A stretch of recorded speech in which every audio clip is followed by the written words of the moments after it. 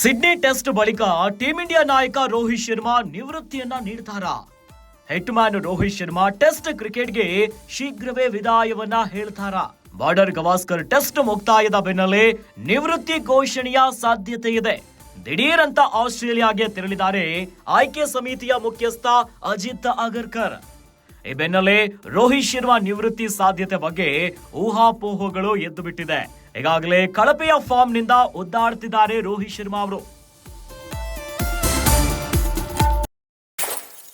ಇನ್ನು Sydney ಟೆಸ್ಟಿನ 4 innings ಗಳಿಂದ ಕಲೆ ಹಾಕಿರೋದು ಕೇವಲ 22 ರನ್ಗಳು ಮಾತ್ರ. ಒಂದೆಡೆ ಕೆಟ್ಟ ಫಾರ್ಮ್, ಮತ್ತೊಂದೆಡೆ ಕಳಪೆಯ ನಾಯಕತ್ವ ಅನ್ನುವಂತಹ ಮಾತು. ತಂಡದಲ್ಲಿರುವಂತಹ ಅತ್ಯಂತ ಹಿರಿಯ ಆಟಗಾರ ರೋಹಿತ್ ಶರ್ಮಾ. ರೋಹಿತ್ ಜೊತೆ ಚರ್ಚಿಸಲೆಂದೇ ಮೆಲ್ಬೋರ್ನ್ಗೆ ತೆರಳಿರುವಂತಹ ಅಜಿತ್ ಅಗರ್ಕರ್. 37 ವರ್ಷದ ರೋಹಿತ್ ಶರ್ಮಾ ಶೀಘ್ರವೇ ನಿವೃತ್ತಿಯ ಬಗ್ಗೆ ಹರಿದಾಡ್ತಾ ಇದೆ ನೋಡಿ ಗಾಳಿಯ ಸುದ್ದಿ. ಇತ್ತೀಚೆಗಷ್ಟೇ ದಿಢೀರ್ ಅಂತ ಅಂತಾರಾಷ್ಟ್ರೀಯ ಕ್ರಿಕೆಟ್ಗೆ ರವಿಚಂದ್ರ ಅಶ್ವಿನ್ ಅವರು ವಿದಾಯವನ್ನ ಹೇಳಿದ್ರು.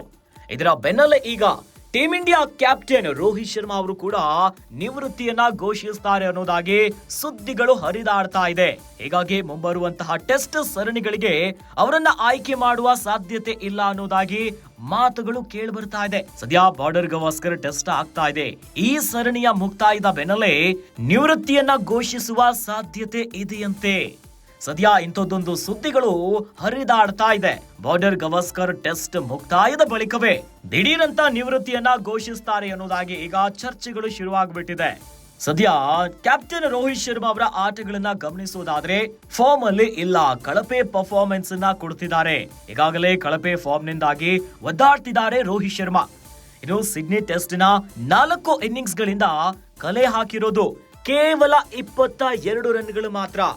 ಒಂದು ಕಡೆಯಲ್ಲಿ ಕೆಟ್ಟ ಫಾರ್ಮ್ ಇದೆ, ಮತ್ತೊಂದೆಡೆ ಕಳಪೆ ನಾಯಕತ್ವ ಅನ್ನುವಂತ ಮಾತುಗಳು ಕೇಳಿ ಬರ್ತಾ ಇದೆ. ಜೊತೆಯಲ್ಲಿ ತಂಡದಲ್ಲಿರುವಂತ ಅತ್ಯಂತ ಹಿರಿಯ ಆಟಗಾರ ರೋಹಿತ್ ಶರ್ಮಾ.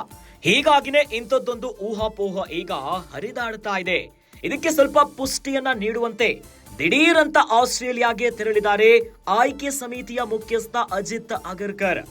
ಅಜಿತ್ ಅಗರ್ಕರ್ ಈಗ ರೋಹಿತ್ ಶರ್ಮಾ ಅವರ ಜೊತೆ ಚರ್ಚಿಸ್ಲಿಕ್ಕೆ ಹೋಗ್ತಿದ್ದಾರೆ ಅನ್ನುವಂತ ಮಾತುಗಳು ಕೇಳಿ ಬರ್ತಾ ಇದೆ. ಇನ್ನು ಹಿರಿಯ ಆಟಗಾರ 37 ವರ್ಷದ ರೋಹಿತ್ ಶರ್ಮಾ ಶೀಘ್ರವೇ ನಿವೃತ್ತಿಯನ್ನ ನೀಡ್ತಾರೆ ಅಂತ ಗಾಳಿ ಸುದ್ದಿಗಳು ಹರಿದಾಡ್ತಾ ಇದೆ.